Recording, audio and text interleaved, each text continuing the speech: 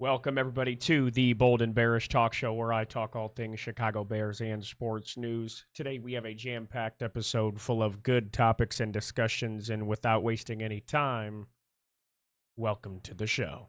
He's in for the touchdown. 3 yards in the first down. The 25 to the 20. Great run by Sandy. The sideline inside the... So, jumping right on into things, we are going to go ahead and start with some news coming out of the training camps and some contract disputes.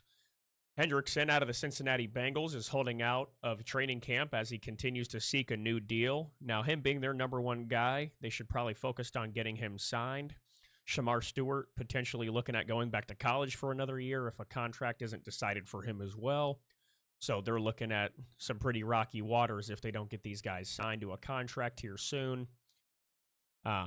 Dallas Cowboys' Micah Parsons is participating in practices, but is still holding out for regular season until he gets a new deal.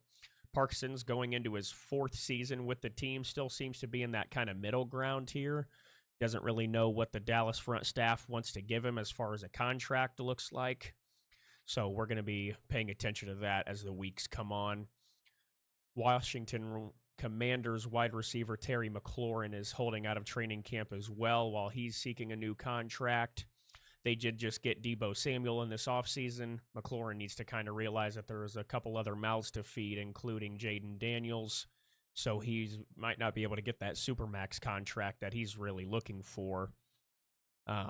Moving on to the opposite side of the NFL, on the Jets side of the ball, Sauce Gardner reaches a 4-year extension deal. Now, that does make him the highest-paid cornerback in the NFL. Last year was not full of anything special or over-the-top as far as pass disruption goes. They got a lot of guys that they picked up that they need to focus on trying to get paid, but, all that money is now tied up in Sauce's contract. So we'll be seeing what goes on there in the coming weeks as well. Pittsburgh Steelers defensive lineman TJ Watt, 3-year, $120 million contract extension through the 2029 season. Now, this 3-year extension alone almost eclipses his brother J.J. Watt's full career earnings after spending 12 seasons in the NFL with the Houston Texans. Houston, around the 12-year mark, I think J.J. Watt was at $129 million total of career earnings. So that just goes to show how much money and contracts have changed since then. And an uneventful signing, the Eagles signed defensive end Ogbo Okoronkwo. I probably just butchered that, but they signed him there. They did just get rid of a couple of people, so they should have had some decent cap space to pay some guys. We'll be seeing what comes into theirs, training camp in the next few weeks. Former tight end of the New Orleans Saints, Jimmy Graham, plans to retire as a Saint. Spent plenty of years with Drew Brees and Sean Payton, 5-time Pro Bowler, 2-time All-Pro. Definitely had a Hall of Fame career. Several franchise records with both the Saints and the Seahawks. Tyrann Mathieu, another Saint, retired after 12 seasons. Spent 12 seasons in the NFL. Was in the Pro Bowl a few times. Russell Wilson is now named the guaranteed starting QB by head coach Brian Daboll. At this point, it might be time to just kind of pack it up, hang the cleats up for the rest of the time being.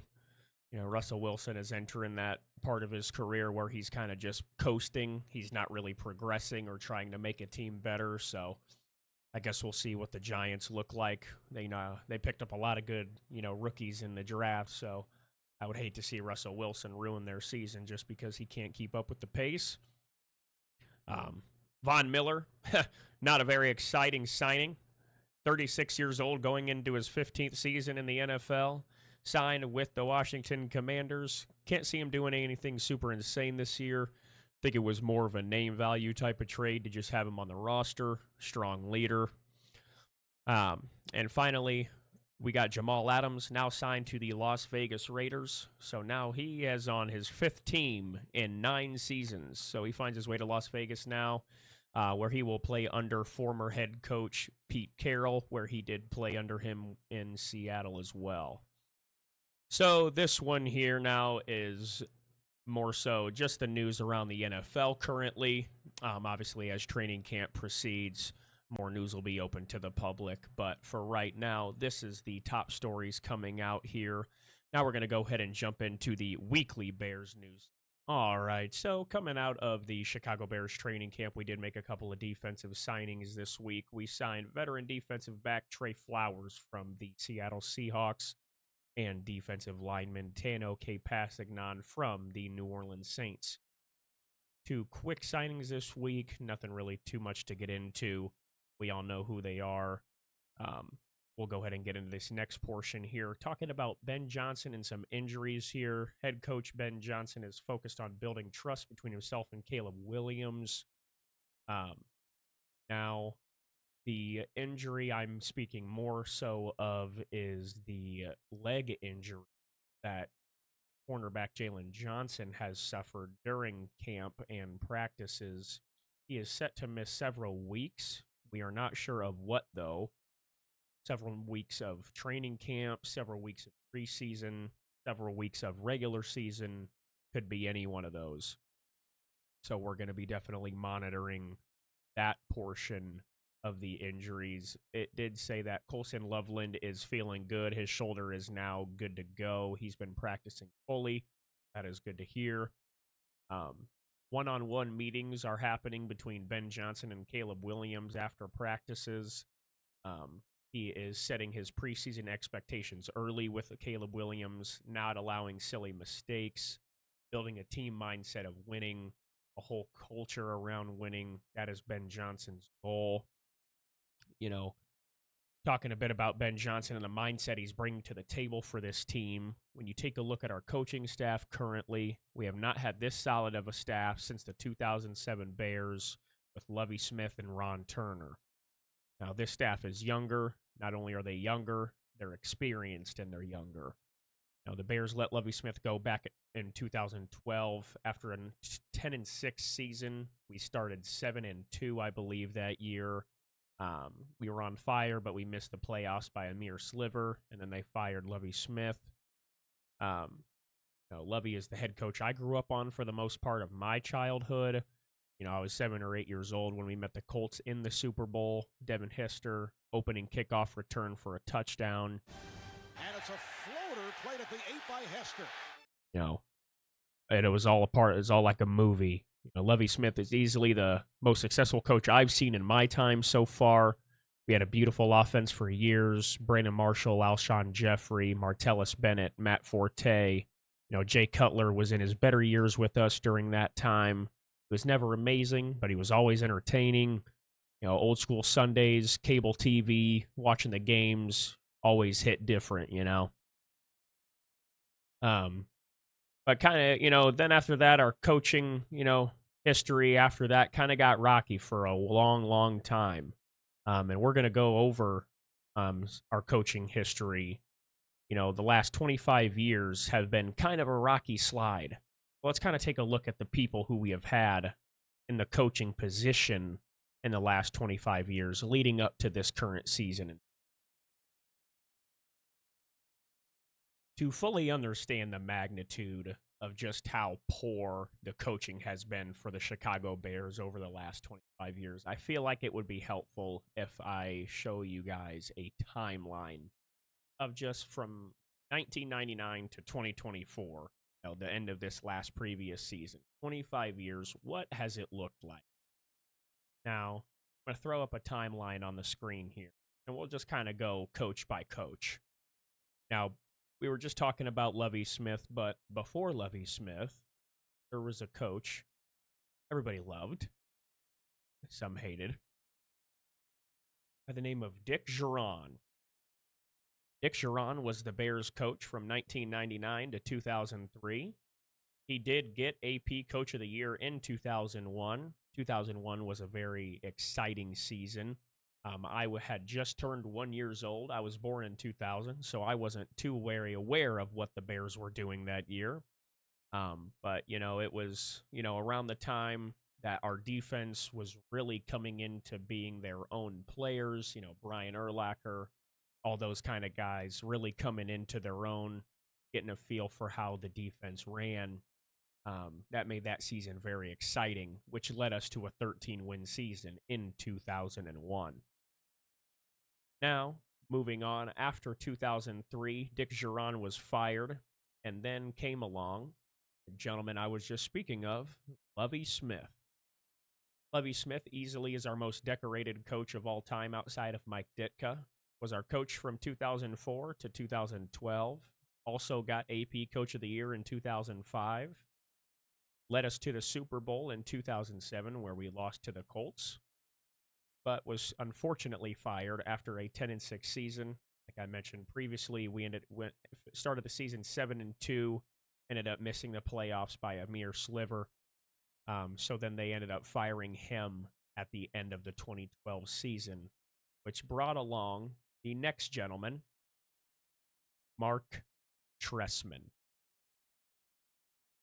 Now, all true Bears fans know how terrible of a head coach Mark Trestman was. He had no clue what he was doing in the NFL. He came over from the Canadian Football League. He was a pretty decorated coach over there, honestly. We got him from the Canadian League. We kind of thought, whole different change of the tide. What can he bring to Chicago? Well, what he brought to Chicago was a 13-19 record, and he was fired after 2 seasons, and we had not a single bit of regular season success under Mark Trestman. And then after the 2014 season, we get none other than the John Fox. John Fox comes in and provides the Bears with, yet again, another level 10 poo-poo record of 14-34 over 3 seasons. Now, I understand he was not working with a QB of the likes of Peyton Manning's skill anymore. I'm more so attesting to the players stating that he was never truly engaged as a coach. He had a lot of successful years in Denver with Peyton Manning. But with the Chicago Bears, he just could not click with the team. He was then fired in January of 2018. Now, coming in next here, everybody knows this guy, Matt Nagy. He is, in fact, the best coach that we've had since Lovie Smith. The only other coach since Lovie Smith to bring us a winning record.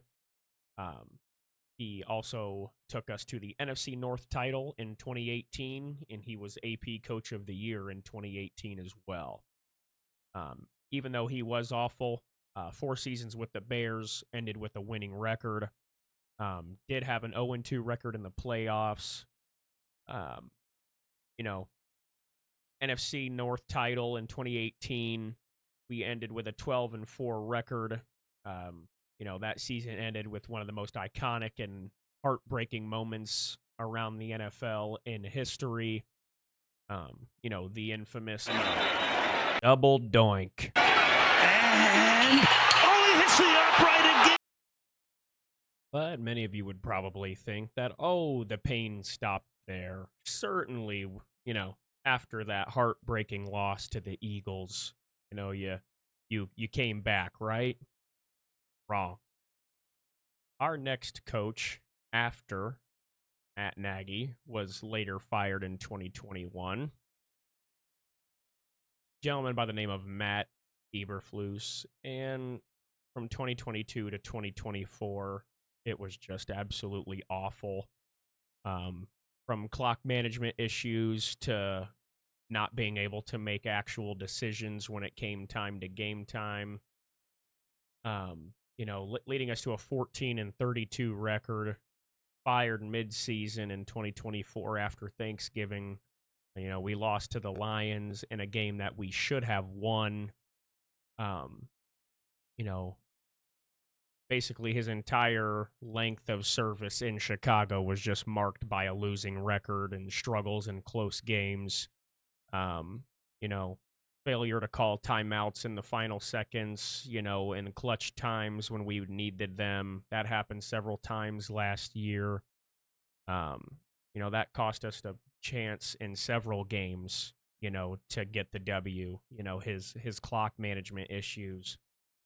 So we fired the guy, brought in Thomas Brown, who was previously the offensive coordinator. He was named the interim coach for the rest of the season. And I think he finished the season 1-4, so he didn't do, that much better than Eberflus. But his one win did come in Green Bay against the Packers at Lambeau. And now Eberflus is not on the Bears anymore. Obviously, he is fired. He was picked up by the Dallas Cowboys for the 2025 season to be their defensive coordinator. So now he is now the Cowboys headache, Cowboys issue. Glad he's out of Chicago and that we do not have to deal with him any longer. Now, with the 2025 season looming closer and closer, we take a look at this guy specifically. We're all going to be anxiously waiting to see what Ben Johnson and company can bring to the city of Chicago and the team that every Chicagoan loves. We know that our team has looked like, kind of bad in years past. I think Ben Johnson will make it his main mission to ensure that the culture around this franchise changes and changes quickly. Ben Johnson has a passion for the game, a passion for the players, passion for the fans. He wants to win. Seemingly is going to do what it takes to coach this team into a successful machine. Hopefully in the next 4 or so seasons, while we have Ben Johnson as coach, he can bring us out of the rut that we had previously been in. Coaching mishaps, quarterback mishaps, have never really been able to find the guy. We have Caleb Williams now, Ben Johnson leading him under everything. I think with the mindset that Johnson's going to bring to this team, it's going to start eventually changing everybody into being one team, focusing on one goal. Eberflus never had that about him. He just kind of was a game by game kind of coach. Never really focused on any problem in specific.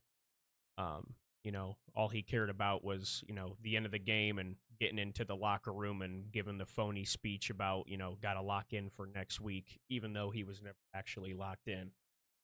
So with that being said here, ladies and gentlemen, thank you all for tuning into episode 3 of the Bold and Bearish Talk Show. It is always a pleasure. And until next time, bear down.